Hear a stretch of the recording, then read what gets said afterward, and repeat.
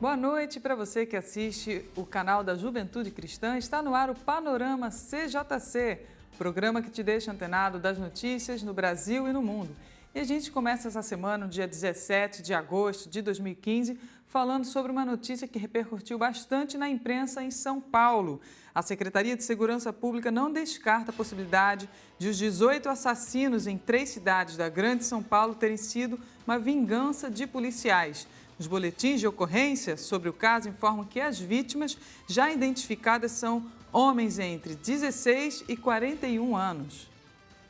As marcas de sangue ainda estão na calçada do comércio de Osasco, na Grande São Paulo, onde foi registrada a maioria das vítimas.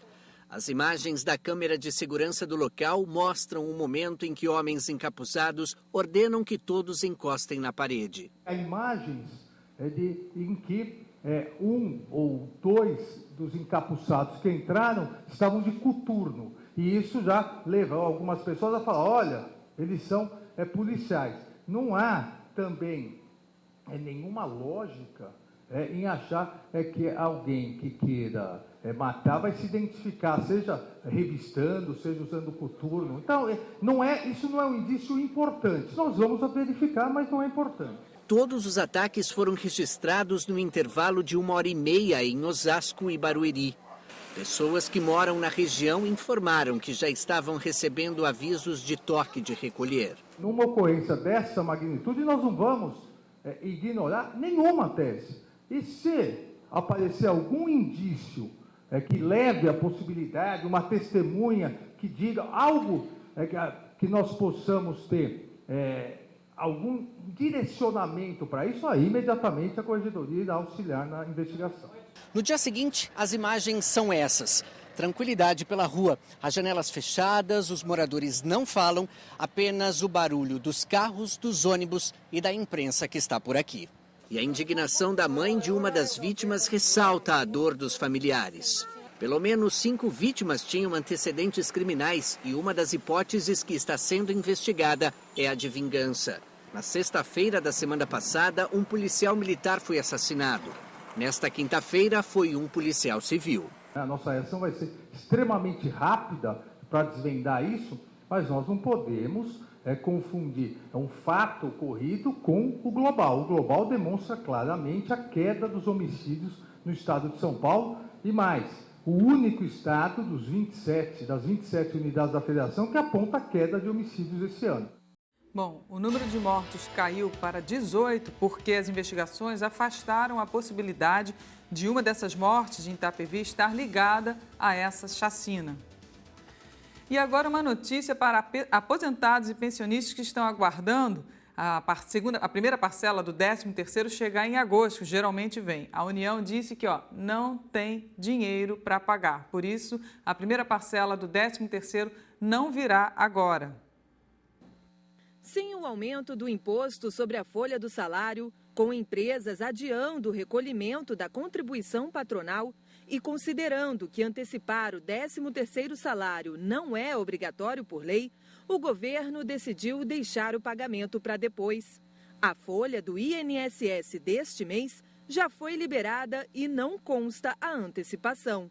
Sem o imposto que as empresas pagam sobre o faturamento, o INSS teria ficado sem caixa para cumprir esse compromisso.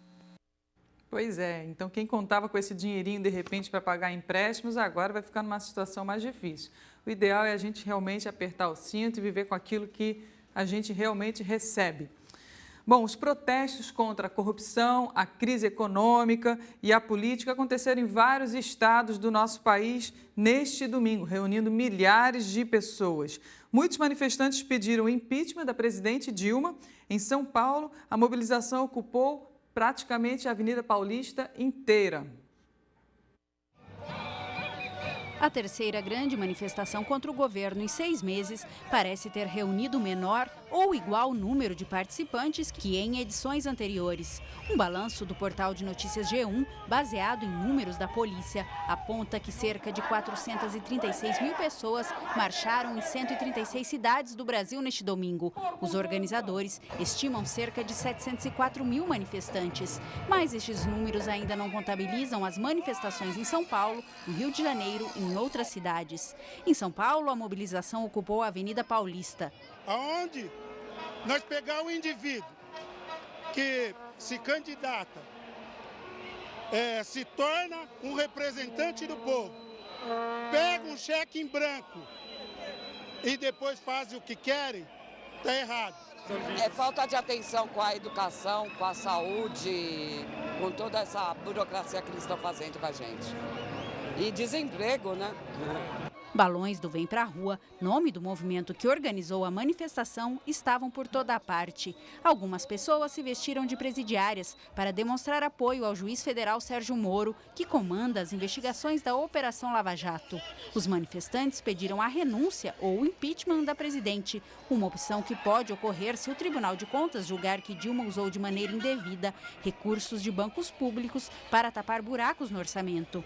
A Justiça investiga também se a presidente financiou sua campanha com recursos ilegais provenientes do escândalo que estourou na maior empresa do Brasil, a Petrobras, o que poderia resultar em uma anulação das eleições de 2014. Você vê aí, então, um momento muito delicado que o nosso país vive, um momento em que as pessoas estão indo mesmo para as ruas protestar, porque não dá para ficar trabalhando, os impostos são altíssimos. Quem é trabalhador assalariado, de janeiro até maio, trabalha para pagar imposto, só para ter noção. E não tem de onde escapar, porque está na alimentação, está em todos os lugares, na gasolina, em tudo. E aí vê o dinheiro sendo usado para recursos, como está sendo investigado, claro, mas tudo aponta para que foi usado ilicitamente, então estamos aí à beira de um impeachment, se assim ficar comprovado.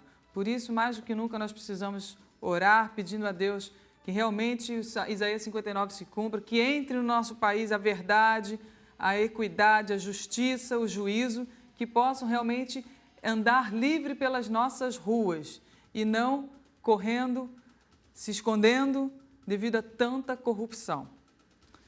E ainda falando dos protestos, em Brasília, mais de 6 mil pessoas se reuniram em frente ao Congresso, segundo os números da polícia. Exibindo um boneco gigante representando o ex-presidente Lula, mais de 6 mil pessoas se reuniram em frente ao Congresso em Brasília, segundo números da polícia.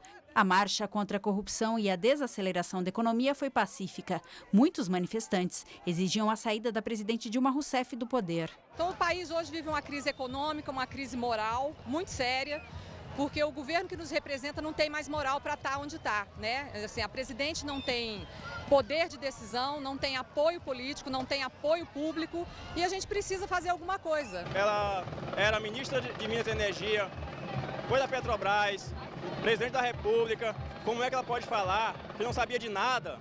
Ou ela é muito mentirosa ou muito incompetente.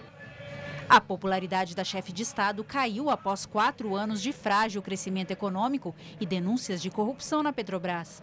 Dezenas de políticos e alguns dos principais empresários do Brasil são investigados no escândalo de subornos de mais de 3 bilhões de dólares em troca de contratos. Pela primeira vez, os protestos têm o apoio explícito do PSDB. O líder do partido, senador e ex-candidato presidencial Aécio Neves, questiona o resultado das eleições de 2014 ao acusar o governo de usar instrumentos ilícitos para vencer. Pois é, aí a gente vai vendo que, como é que pode, né? Como aquele senhor falou, né? Ou ela é muito mentirosa ou muito incompetente. Tá aí o protesto das pessoas. Como é que pode ter sido chefe da Casa Civil, ter liderado também a Petrobras e não saber de nada? Certo? Como presidente da República há 4 anos e não saber de nada. Como é que pode isso, né? Tem que se explicar. No Rio de Janeiro, sede dos Jogos Olímpicos de 2016 e onde se disputou neste domingo o evento teste de ciclismo, milhares de manifestantes tomaram a Avenida Atlântica frente à célebre praia de Copacabana contra o governo de Dilma Rousseff. O manifestante vestido de Batman rasgou a bandeira do PT, partido da presidente Dilma Rousseff. O gesto representa o descontentamento de muitos brasileiros com o atual governo federal. Além do homem morcego, outra figura constante nos protestos contra Dilma, o príncipe João de Orleans e Bragança, compareceu à orla da praia de Copacabana, no Rio de Janeiro, neste domingo. Não basta uma manifestação, a democracia se faz de demonstração e demonstrações a vida inteira. Um país se constrói com a participação e as opiniões de todos, das minorias, das maiorias. Então, a manifestação é importantíssimo para mostrar a revolta que nós estamos com o roubo, com a ética, a falta de ética, a falta de patriotismo. E a gente tem que ir para a rua e derrotar um por um. Os cariocas pediram o fim da corrupção e dos escândalos políticos. A Petrobras era orgulho nacional. O PT botou a Petrobras nessa situação, filha. Falida a nossa Petrobras. E viva Sérgio Moro. Sérgio Moro é o juiz que está lutando contra a corrupção, contra a máfia, enfim, contra tudo de errado, filha. Ele está moralizando o nosso país. A mobilização contou com o apoio de partidos da oposição. Estamos aqui amparados pela Constituição, manifestando o nosso direito de opinião, de manifestação e pedindo o que está previsto na Carta Magna do nosso país, que é o impeachment de um governo corrupto e incompetente. No terceiro grande protesto contra o governo em 6 meses, cerca de 137 mil pessoas saíram às ruas de dezenas de cidades, segundo a polícia. Os organizadores calculam cerca de 225 mil manifestantes. O número deve seguir crescendo, sobretudo em São Paulo, local da oposição e a cidade mais populosa, com 11 milhões de habitantes. Os protestos contra o governo da presidente Dilma Rousseff do Partido dos Trabalhadores ocuparam a orla da praia de Copacabana, na zona sul do Rio de Janeiro. Os manifestantes pediram o fim da corrupção e dos escândalos políticos. Alguns exigem a renúncia ou o impeachment de Rousseff, que começou o segundo mandato há 7 meses. Toda essa corrupção, falta de escola, falta de hospitais, tirando dinheiro dos aposentados, todas as lojas fechando, as pessoas sem emprego, essa falta de respeito com o brasileiro que trabalha, porque a gente é um país rico, temos muita coisa e esse povo roubando, a gente não aguenta mais, tem que tirar o PT, tem que tirar a Dilma, tem que tirar o Lula, essa máfia a gente não aguenta mais, tem que sair. A popularidade da presidente caiu depois das denúncias de desvio de verbas da maior empresa brasileira do ramo de petróleo e gás, a estatal Petrobras. Além disso, o ritmo lento da economia, o alto nível de desemprego e a inflação crescente colocaram em risco o selo de bom pagador do Brasil. Dilma tem o menor apoio a um chefe de Estado desde o fim da ditadura há 30 anos. A ex-guerrilheira, que lutou contra o regime militar, promete que vai reverter a crise e descarta a possibilidade de renúncia. Pois é, a gente vê tudo isso acontecendo, o que a gente percebe? O Brasil acordou, o Brasil despertou, agora o Brasil vai às ruas desde 2013 fazendo manifestações e não vai parar enquanto tudo isso não mudar. Agora também 2 coisas me vêm à memória quando a gente vê todas esses escândalos de corrupção, quando a gente vê todas essas manifestações. Um, que fala que não existe nada oculto que não venha a ser revelado. E o segundo, que tudo aquilo que o homem plantar, ele também vai colher. Pesquisadores detectam a presença de cocaína em 90% das cédulas de real que circulam pelo Rio de Janeiro. Você já parou para pensar por quantas mãos e lugares diferentes uma única cédula pode circular? Uma pesquisa inédita no Brasil, nos mesmos moldes do que acontece na Europa e nos Estados Unidos, revela que 90% das notas de real em circulação no estado do Rio de Janeiro apresentam traços de cocaína. Eu diria para você que uma parte muito relevante das notas apresenta uma quantidade de cocaína entre 50 e 300 microgramas. Tentamos recolher essas cédulas em lugares que fossem demonstrativos, que tivessem a fama de ter o tráfico de drogas e outras regiões que é onde o tráfico não é conhecido. Os testes aconteceram nos laboratórios da Universidade Federal Fluminense. Para detectar a presença de cocaína, é preciso literalmente lavar o dinheiro.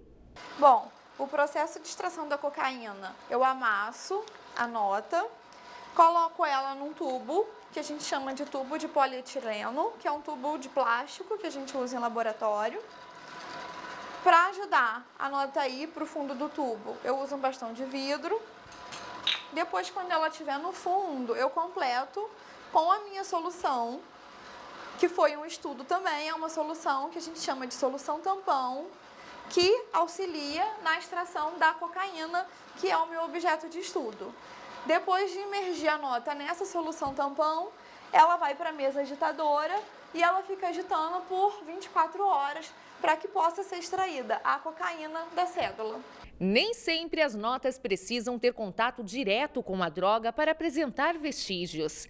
A contaminação pode acontecer de 3 maneiras. O primeiro mecanismo seria o próprio uso da nota pelos usuários, né, para cheirar a cocaína e fazer o uso da própria droga. Uma vez que essa nota está contaminada, ela acaba, pelo segundo mecanismo, sendo uma fonte de propagação dessa cocaína. Ou seja, essa nota entra em contato com outras notas em caixas eletrônicos, em caixas registradoras, e ela transfere parte da cocaína para outras notas, difundindo isso para outras cédulas. E, por último, alguém com a mão suja, com a mão contaminada com cocaína, pode, de fato, também fazer a transferência durante a manipulação. Existe também uma outra teoria de que a tinta com que a cédula é pintada, ela tem uma certa umidade, que ela não perde essa umidade mesmo durante um bom tempo, enquanto ela está em circulação.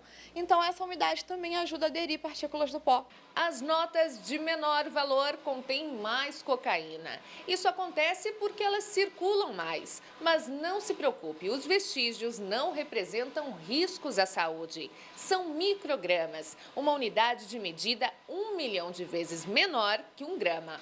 É uma quantidade que não vai fazer mal nenhum à saúde, não vai te dar nenhum efeito colateral. Isso é base mesmo só para o nosso estudo, só para demonstrar o quanto a droga é disseminada. Embora tenha sido uma investigação puramente científica, os dados poderiam ser usados para colaborar com estratégias de segurança, caso houvesse interesse por parte da polícia. Nós estamos continuando o nosso trabalho, nós continuamos a fazer pesquisa nessa área, né, buscando mais informações que possam ser relevantes dentro do âmbito da segurança pública. Evidentemente, a gente não se furta em hipótese alguma de colaborar com as autoridades naquilo que for necessário, naquilo que eles acharem que for necessário ou útil. Olha que coisa, hein? É uma pesquisa surpreendente. Como a gente ia imaginar que 90% das notas que estão em circulação estão com cocaína, tem algum tipo, né, de contaminação de cocaína. Aí a gente vê o quanto a nossa sociedade está precisando é de Deus, porque as drogas, elas trazem um prazer passageiro, que depois trazem uma profunda depressão, um grande vazio e não chegam a canto nenhum. Pelo contrário, chegam só a destruição de famílias, destruição de caráter, destruição da saúde de pessoas, né, e não resolvem nada, não ajudam em nada, tentam ser soluções temporárias para aqueles que têm fraqueza no momento ali, no momento de dor, no momento de quererem fugir da realidade. Mas o próprio Deus diz que Ele é a solução de todas as coisas. Então, a realidade precisa ser enfrentada com Deus, com solidez e não com drogas. Que esse mal possa ser banido da nossa sociedade, é isso que nós desejamos. Bom, a gente vai agora para um rápido intervalo comercial e o Panorama volta já.